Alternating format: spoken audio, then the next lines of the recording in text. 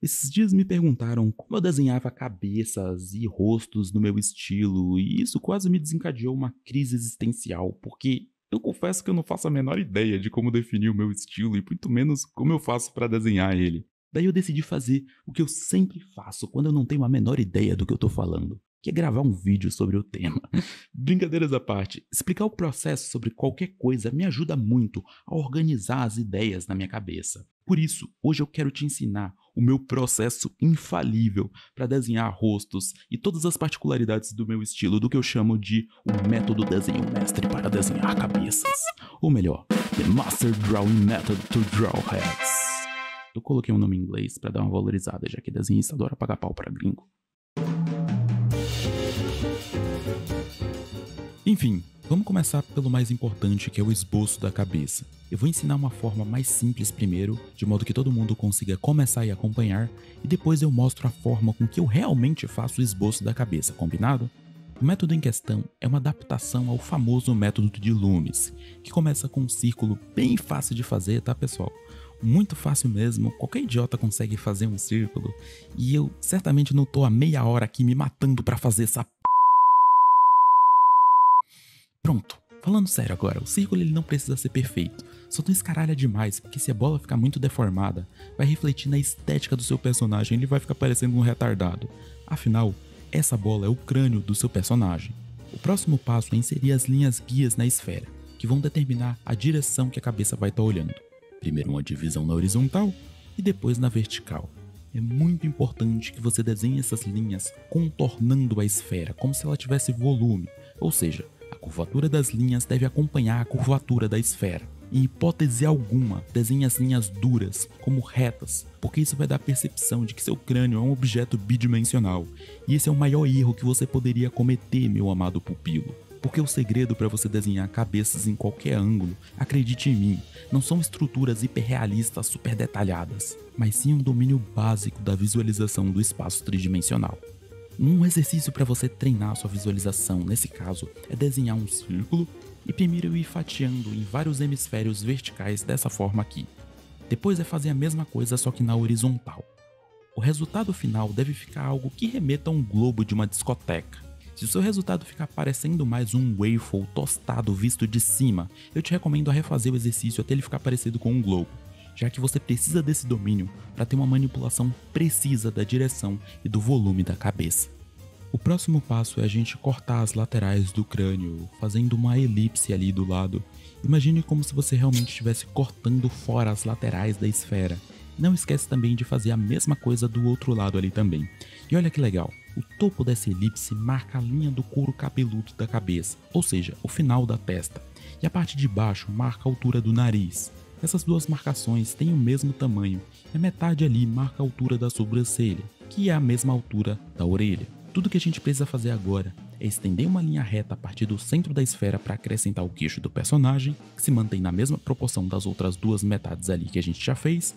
Agora é só a gente ligar o queixo ao volume do crânio com uma linha diagonal e outra linha encaixando dessa diagonal ali no centro da lateral que a gente cortou.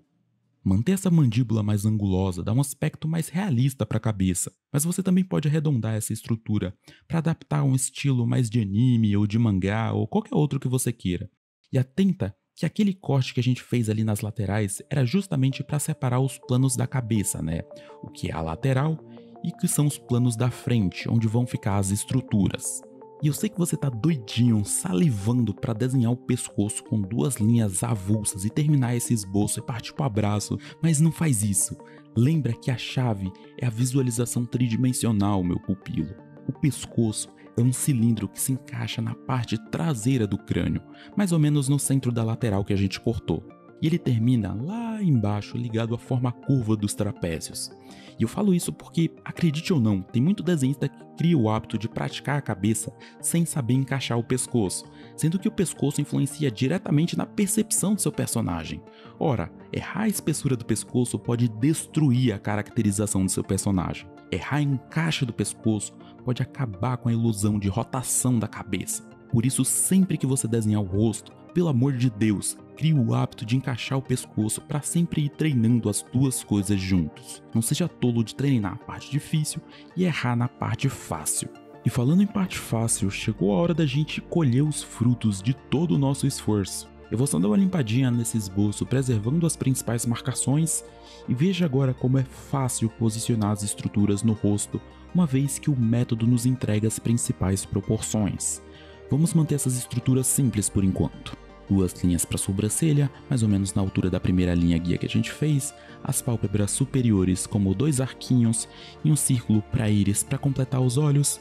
Embaixo o nariz em um formato de um L com a ponta mais arredondada, indo até aquela segunda marcação, finalizando com um tracinho ali para a narina, e logo abaixo um risquinho para a boca e outro risquinho para o volume do lábio inferior. Eu termino desenhando a orelha em um formato mais ou menos de um C.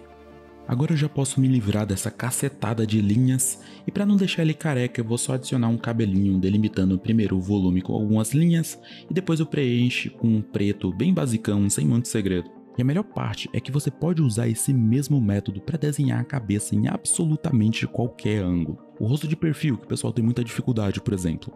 Desenha a bola, divide com as linhas guias, corta as laterais, puxa a linha do queixo, liga a mandíbula ao crânio, encaixa o pescoço com um cilindro mais ou menos na altura da orelha, e agora é só adicionar as estruturas. Pode até parecer simples, mas é exatamente essa base que eu uso para desenvolver os meus personagens, e é a partir disso que a gente vai aprimorar essas estruturas para algo mais complexo. Por isso, é fundamental que você treine essa etapa antes da gente desenvolver o traço. E agora eu vou te ensinar como você pratica da melhor forma. Mas para isso, a gente vai precisar de uma ajudinha. Para treinar cabeças, você vai precisar de um modelo de tirar o fôlego.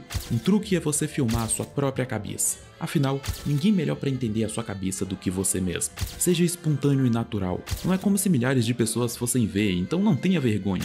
E lembre-se, os melhores ângulos são os mais proibidos. Com suas referências em mãos, seu primeiro passo é fazer uma engenharia reversa da sua própria cabeça. Você vai tentar encaixar o método de Loomis traçando por cima da referência em um primeiro momento. Você pode fazer isso em algum app como o Ibis Paint X, por exemplo, ou desenhando com uma folha por cima mesmo, usando o seu celular tipo como uma mesa de luz. Eu pedi para você gravar ao invés de você tirar foto porque fica muito mais fácil de você escolher o ângulo ideal. Basta só você tirar um print do momento ao invés de ficar tentando bater a foto perfeita no ângulo certo. Depois de fazer esse raio-x da cabeça, você vai refazer ele, só que dessa vez só observando, sem tracing. Esse processo vai te ajudar muito a começar a internalizar essas proporções e não ficar tão dependente do método. Faça isso para o máximo de ângulos que você conseguir. Quanto mais você treinar, melhor você vai ficar em manipular a forma base da cabeça e o posicionamento das estruturas. E pelo amor de Deus, quando você estiver treinando, cuidado para não ficar distraído e ir no automático contornando a silhueta do rosto em 2D. Esse é o maior erro que você poderia cometer e seria jogar o seu tempo na lata do lixo. Inclusive tem muito tutorial por aí que ensina a desenhar a cabeça dessa forma, mas isso é inútil porque vai te condenar a só aprender a desenhar o rosto em uma única posição, tipo rosto de frente ou de lado. A internet está recheada desse tipo de tutorial superficial. No lugar disso, você deve buscar justamente o contrário, que é representar a forma da cabeça em 3 dimensões. Esse é o foco desse exercício. E você pratica isso através das formas básicas, como a esfera, as linhas guias para te ajudar na visualização do volume, observação e muito treino. Faça isso para o máximo de ângulos que você conseguir. E quanto mais você treinar, melhor você vai ficar em manipular a forma base da cabeça e o posicionamento das estruturas. Só depois que você treinar bastante essas 2 primeiras etapas que eu te recomendaria você ir para a próxima, que seria treinar aplicando o Loomis só observando a referência, inferindo o ângulo e as proporções no olhômetro. Quando você conseguir fazer isso, cara, você vai estar a um passo de desenhar qualquer cabeça direto da sua imaginação. Mas tem um porém. Eu não uso Loomis, e eu ainda não te falei o meu método secreto para desenhar cabeças. E eu vou te revelar agora ele. Eu espero que você esteja preparado para receber tamanha sabedoria, meu pupilo. Mas antes eu tenho um probleminha. Se eu tento conscientemente desenhar no meu estilo, ele meio que não sai legal, não me pergunte o motivo, não fica natural, parece forçado. Então o que a gente vai fazer é analisar algumas cabeças que eu já desenhei nos vídeos antigos, porque assim eu garanto que é o meu traço genuíno, sem um viés do que eu quero que ele aparente ser. Não sei se eu fui claro, mas Repara agora na forma suprema que eu faço para desenhar o esboço da cabeça.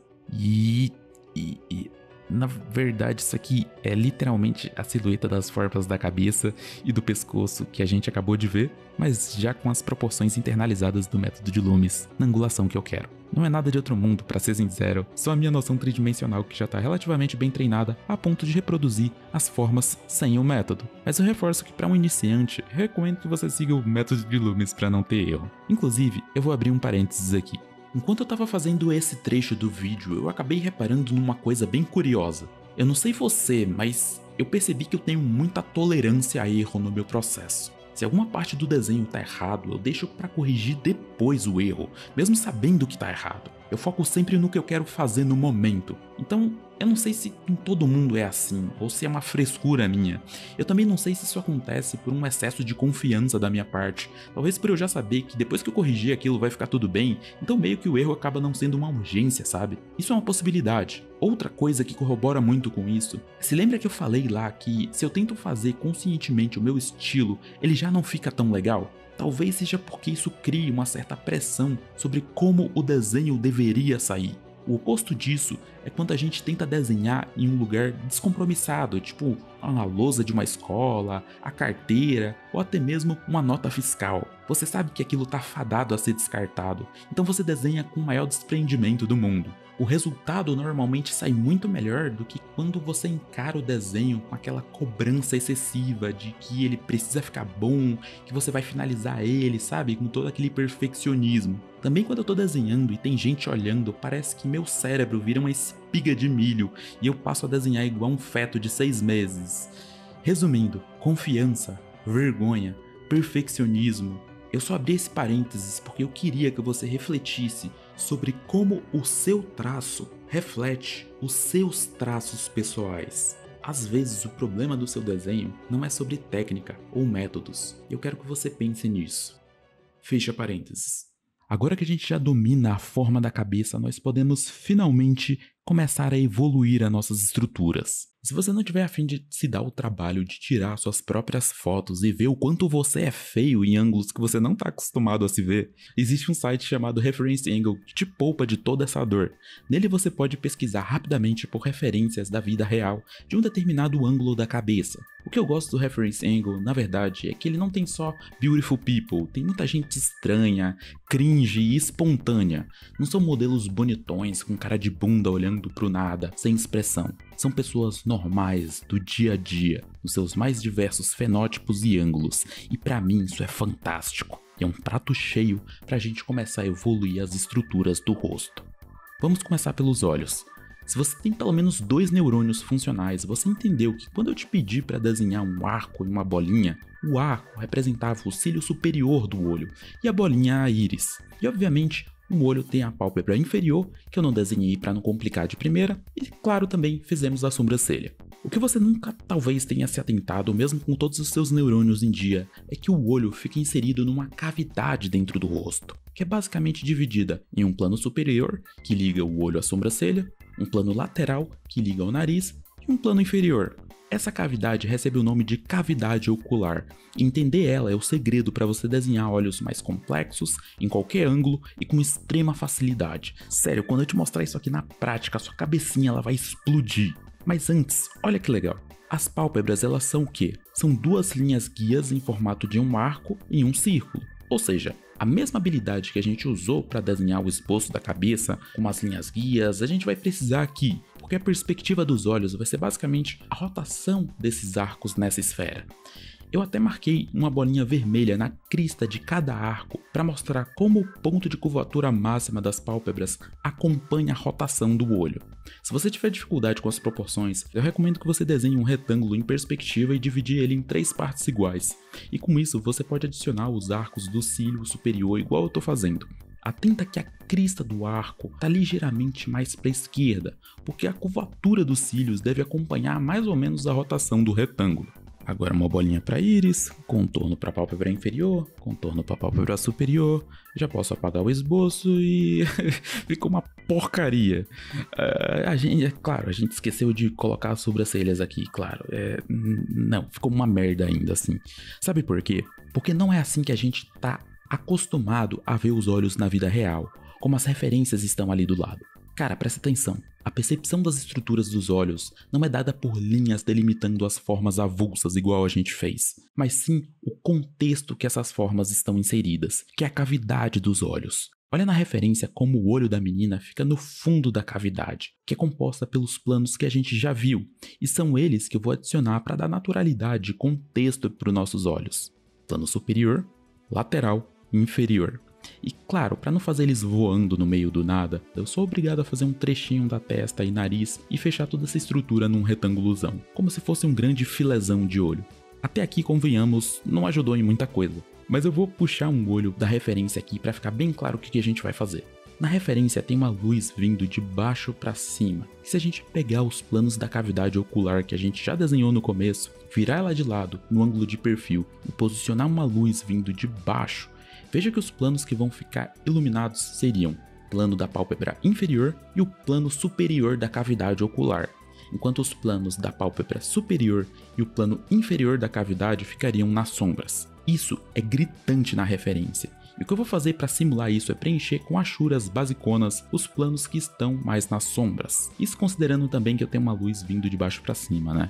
Tendo essas zonas sombreadas bem definidas, você concorda comigo que eu poderia tirar essas linhas da pálpebra de baixo e eu ainda assim continuaria vendo elas? Nesse caso, eu não vou tirar totalmente as linhas, mas sim usar elas para complementar a forma. Eu também faço algumas achuras na região inferior da esclera, que é a parte branca do olho, afinal, a pálpebra ela também tem uma espessura e gera uma sombra naquela região. E com isso, eu também posso me livrar dessas linhas ultra definidas. Uma estrutura que eu acabei deixando de lado e estou desenhando agora é a carúncula lacrimal, que é basicamente essa bolinha vermelha que a gente tem ali no cantinho dos olhos. Não tem muito segredo, é só ligar ali no final das pálpebras. E outra coisa bem sutil que eu curto fazer é apagar o finalzinho da elipse da íris para deixar ela mais ali atrás da pálpebra inferior, mas sem desenhar a pálpebra em si com uma linha igual eu tô fazendo aí em vermelho. É como se existisse uma linha invisível que cortasse o final da íris. Eu acredito que assim você mantém a coerência e ao mesmo tempo economiza o uso das linhas, deixando o traço com um aspecto mais limpo e suavizado.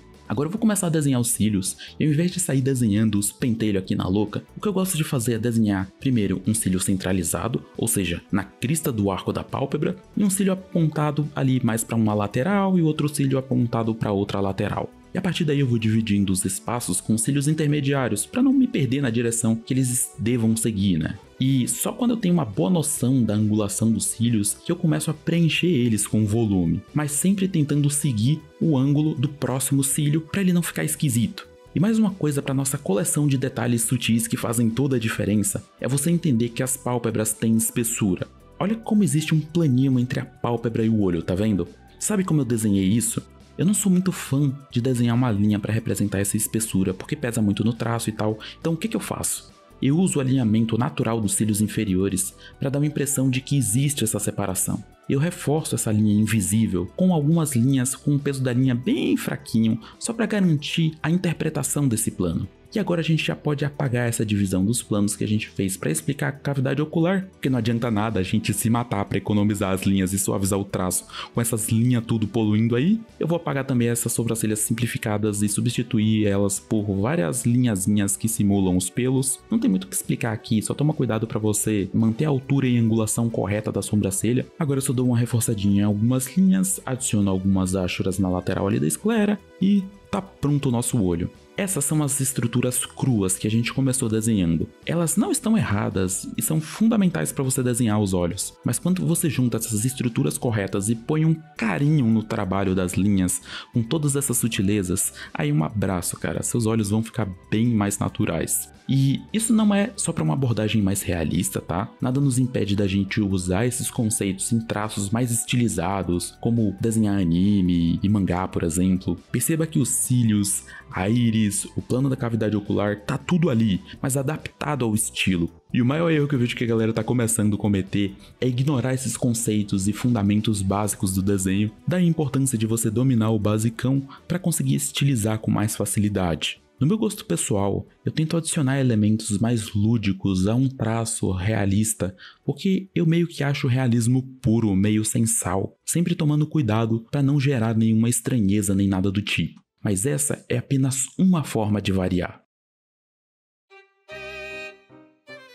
forma de variação que eu sou realmente apaixonado e é mais difícil de executar na minha opinião é na variação natural do fenótipo das pessoas. Ou seja, no conjunto de atributos físicos que torna cada um de nós únicos e reconhecíveis. Eu vou pegar a pálpebra superior para exemplificar o que eu tô querendo dizer. Em algumas pessoas, como essa menina aqui, a pálpebra superior ela fica emendada no cílio superior, formando uma única linha. Já em outros fenótipos, a pálpebra superior ela é bem fininha, como nessa modelo aqui. Agora, olha o tamanho da pálpebra desse garotão aqui, que gigantesca. E o total oposto dele, que seria essa oriental, que não tem nenhuma dobra visível na pálpebra superior. Muito doido, né? Uma pessoa como você aí é composta por um conjunto infinito desses pequenos traços que te tornam único. Como artista, o seu trabalho é fazer uma curadoria desses traços, selecionando os que você acha mais interessante e inserir esses atributos no seu estilo, mas sem perder a essência da característica. E cara, isso é muito foda de fazer. Por exemplo, um traço no rosto que eu acho muito exótico é as pessoas que têm uma pálpebra inferior mais gordinha e saltada assim, sabe? A primeira pessoa famosa que me vem à cabeça que tem esse traço é a própria Rhaenyra do House of Dragons, embora seja uma característica extremamente comum também em pessoas orientais. A maioria dos estilos omite a pálpebra inferior, o que me incentiva ainda mais a dar atenção para ela, já que é uma oportunidade de ouro para deixar o meu estilo mais único. Agora a gente vai encaixar os olhos na cabeça com base em tudo que a gente aprendeu até aqui.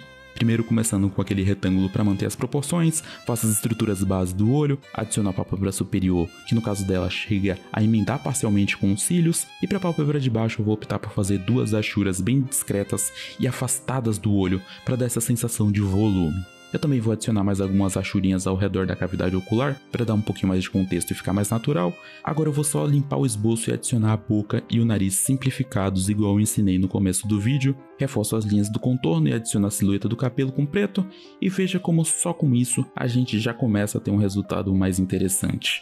Eu deveria parar por aqui, mas eu confesso que eu não consegui resistir, eu acabei finalizando aqui, foda-se o tutorial. Mas enfim, o importante é treinar, não é mesmo? Se você quiser optar por algo mais limpo, nesse desenho aqui, por exemplo, que eu fiz a antagonista do meu mangá que eu tô produzindo, olha como eu expressei a pálpebra inferior dela com poucas linhas. Já nesse outro desenho aqui, eu fui um pouco mais caprichoso na separação dos planos, tanto que se a gente fizer uma engenharia reversa e aplicar o método de Loomis a partir do resultado final, você vai perceber claramente como os planos da lateral do rosto e os planos frontais estão divididos. E é nessa separação que eu consegui dar destaque para a pálpebra inferior, mas ainda é algo que eu estou trabalhando. E uma última dica sobre os olhos antes da gente ir para a próxima estrutura. Se você é uma pessoa observadora, você já deve ter reparado que sempre que nós olhamos para alguma direção, não é só nossos olhos que apontam para essa direção, como também a nossa pálpebra precisa acompanhar nossos olhos. Então sempre que você olha para cima, por exemplo, suas pálpebras elas vão abrir, como consequência a sua esclera ela vai ficar bem mais exposta. O oposto também é válido, se você olha para baixo, suas pálpebras vão se estender, a esclera fica menos visível e a pele da pálpebra superior vai ficar mais evidente. Ignorar o movimento natural da pálpebra pode deixar os seus personagens meio bugados. Se você subir a íris sem subir a pálpebra, por exemplo, ele vai ficar como se tivesse fumado uma diamba vencida, enquanto se você descer a íris e a pálpebra ficar estendida, ele vai parecer meio que um maníaco psicopata, então toma bastante cuidado. E se você realmente for observador, você também percebeu que não só as pálpebras acompanham a íris, como a angulação da cabeça acompanha os olhos. Isso porque o nosso campo de visão como ser humano é restrito, então a gente precisa inclinar a cabeça sempre que a gente vai olhar para ângulos mais extremos. E por que eu tô falando isso para você? Porque são essas nuances que vão dar naturalidade pro seu desenho. Se você errar isso, seu desenho ele pode estar perfeito, mas você ainda vai ficar com aquela sensação de que tem algo errado nele sem você nunca descobrir o que é. Normalmente é esse tipo de detalhe, e é por isso que desenhar coisas vivas, como rosto, pessoas e corpos é tão difícil. Se você entendeu direitinho tudo que eu falei sobre os olhos, você vai sentir extrema facilidade para aprender as próximas estruturas. E falando agora sobre o nariz, eu vou aproveitar que a gente já conhece a cavidade ocular para a partir dela desenhar os planos do nariz, que seria um retângulozão para o plano da frente, um plano para o lado, um plano para o outro e outro para os planos inferiores ali embaixo, que é onde ficam as narinas. Só por aí você já tira o quão mais simples o nariz ele é relativo aos olhos. Acontece que assim como a cavidade ocular, nós não vemos os planos brutos do rosto delimitados por linhas. Por isso que eu inicialmente sugeri que você desenhasse apenas os furinhos da narina, mas a percepção do restante da estrutura do nariz é entregue principalmente pela iluminação da cena. A mais clássica é a luz vindo de cima, gerando uma sombra nos planos inferiores. Só que você só vai conseguir fazer esse tipo de coisa funcionar se você tiver um controle mínimo do peso da sua linha. Por exemplo, eu uso uma linha bem grossa para o contorno da forma da cabeça, uma linha média para as estruturas, e para sombras e achuras eu uso linhas bem fininhas. Se você não tiver esse carinho com as linhas, você pode esquecer qualquer pretensão em fazer algo minimamente convincente. Girando a luz um pouquinho para a esquerda, veja que agora, além do plano inferior, o plano lateral direito do nariz também fica sombreado. Eu gosto dessa abordagem porque ela não é linear, não existe uma forma de você desenhar um nariz. A silhueta dos planos sempre vai variar conforme a iluminação da cena.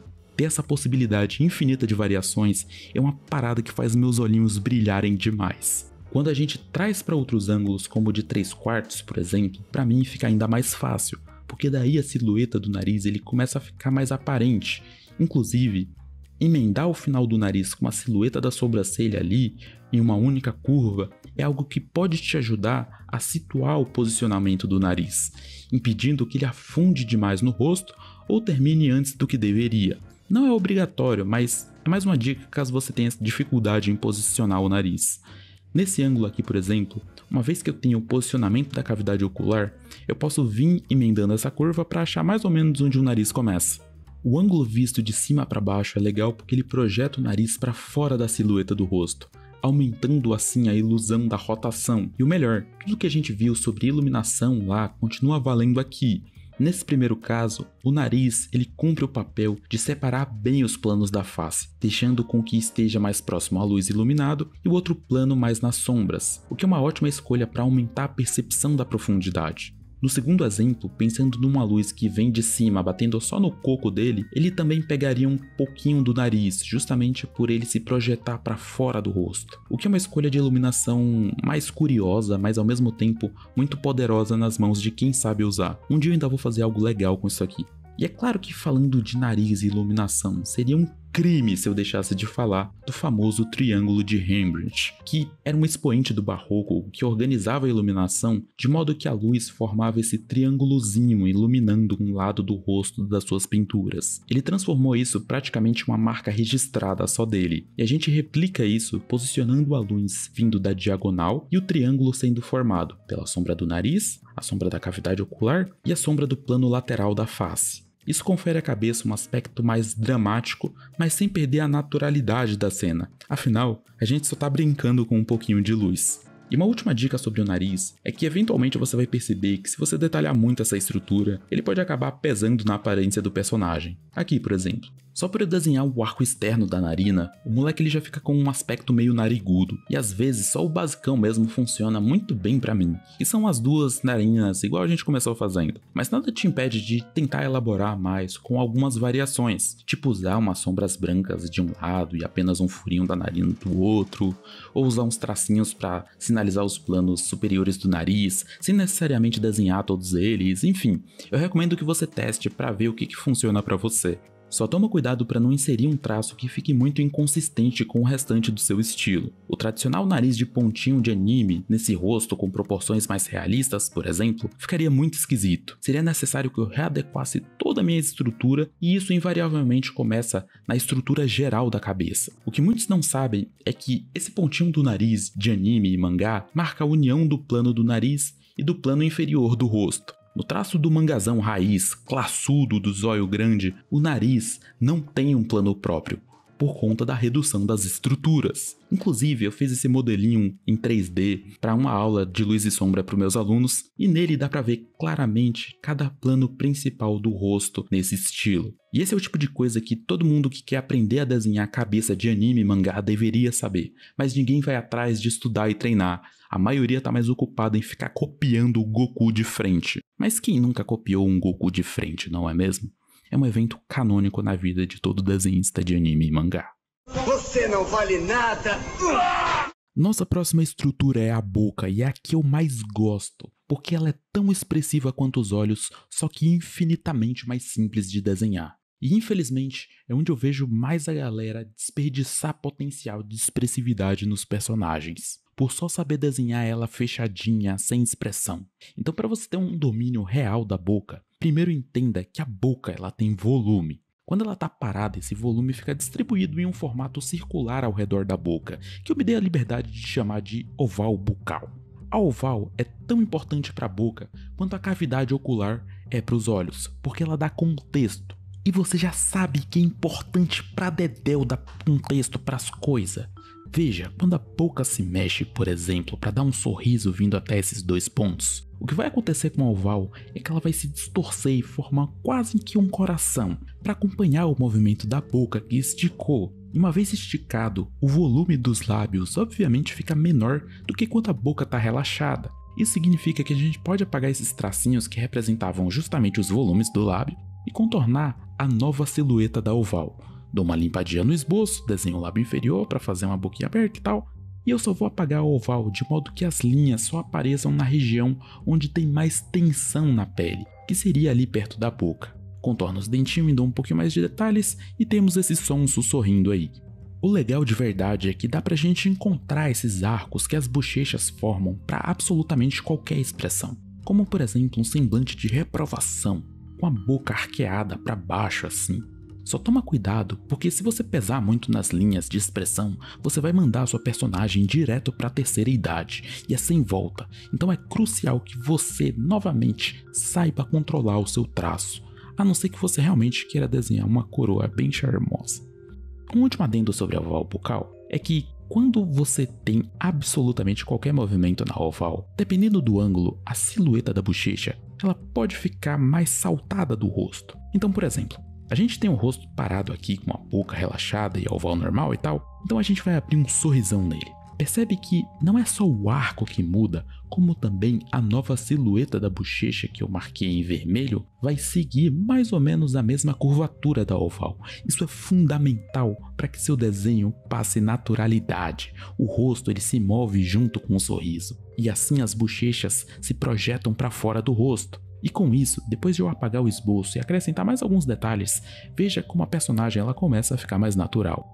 E aproveitando, essa personagem que você tá vendo aí é a antagonista do meu mangá de terror que eu tô produzindo e documentando toda a minha trajetória aqui no YouTube. Então se você também quer criar um mangá ou algo do tipo, ter esse domínio extra nas estruturas é fundamental para que você consiga transmitir as emoções dos seus personagens, para deixar eles vivos, ao invés deles parecerem um boneco de cera, inexpressivos e sem alma.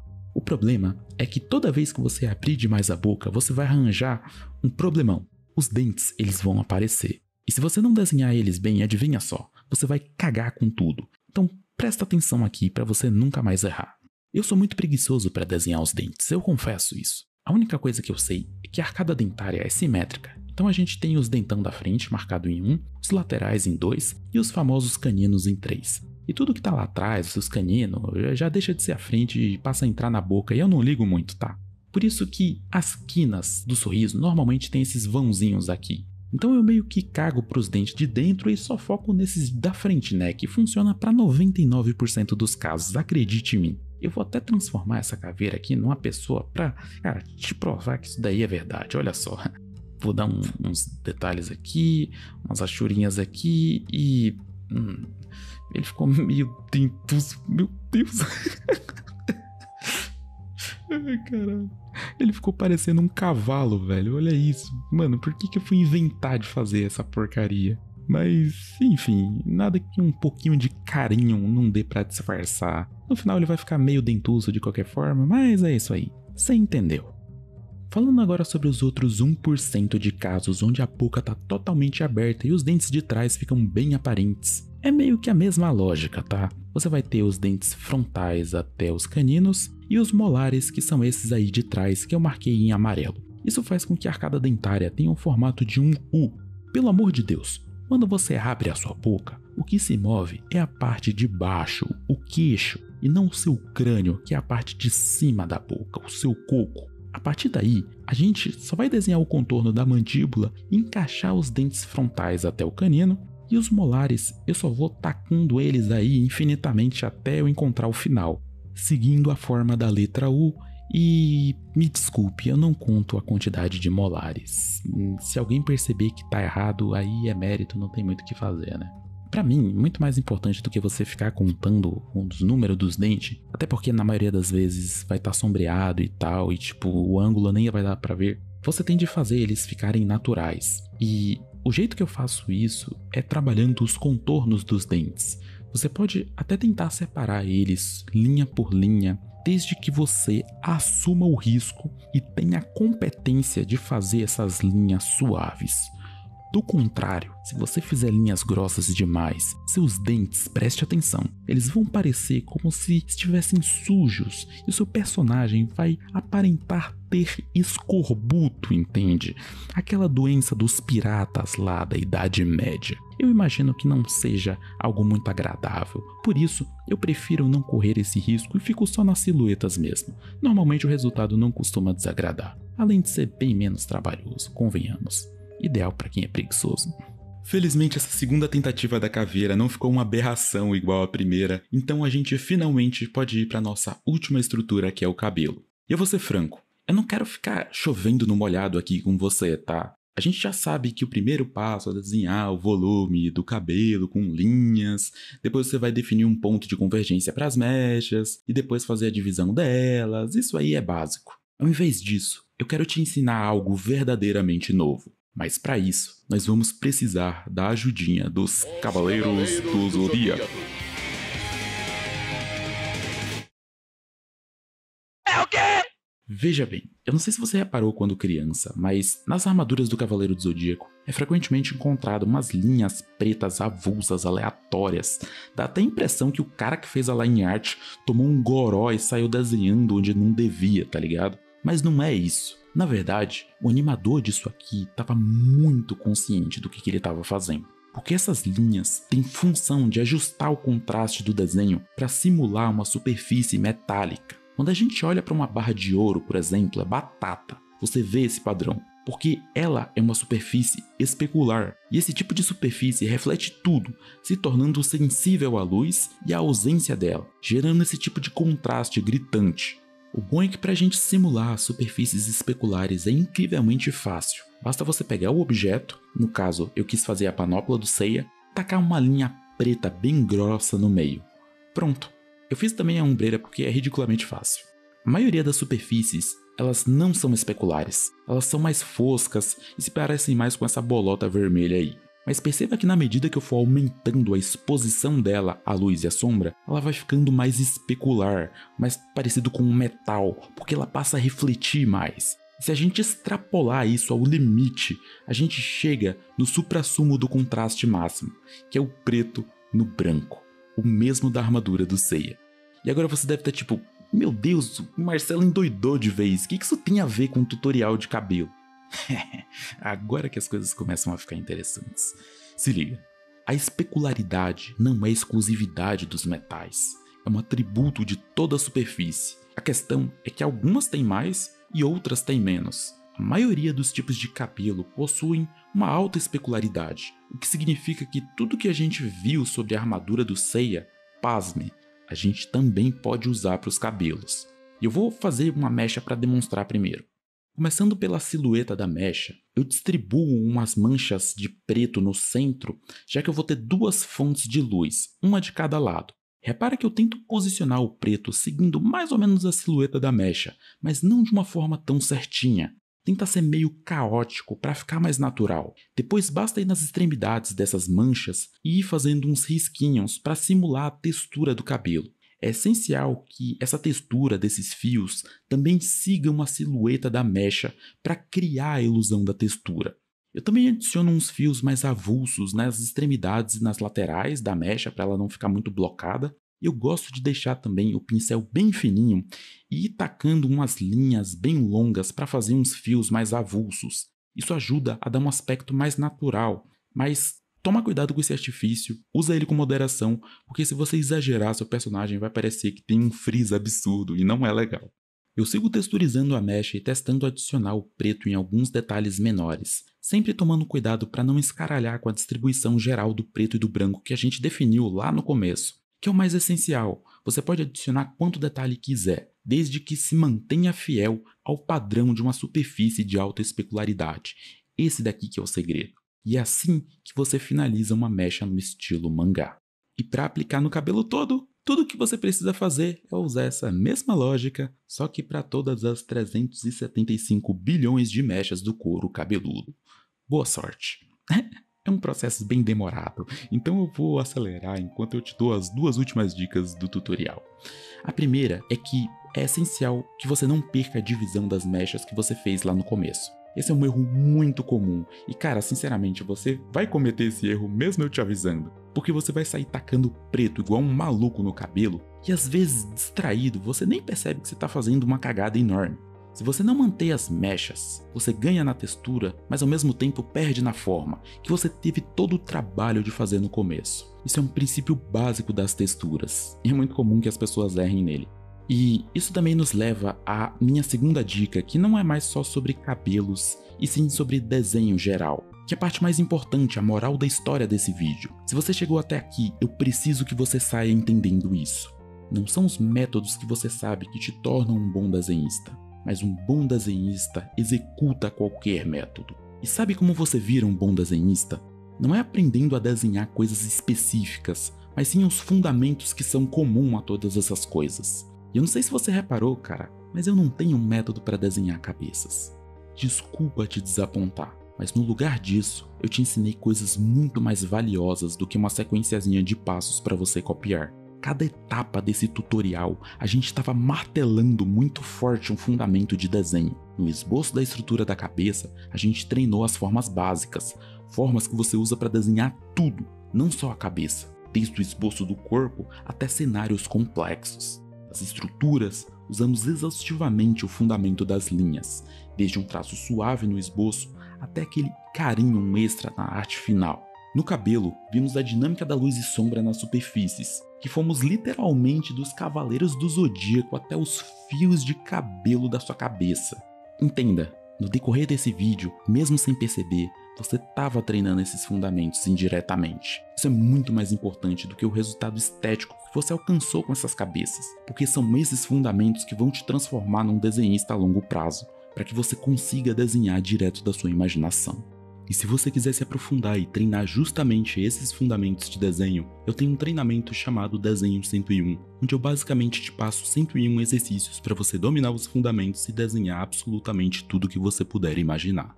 Para você que chegou até aqui, eu tô liberando o cupom relâmpago de 10% de desconto. Para usar é só clicar no primeiro link da descrição, assiste esse vídeo para entender melhor o curso, clica no botão verde, preenche o formulário com seus dados e na página de pagamentos é só inserir o cupom CABEÇA10 para aplicar o desconto. Ele tem duração de uma semana, então toma cuidado para não perder.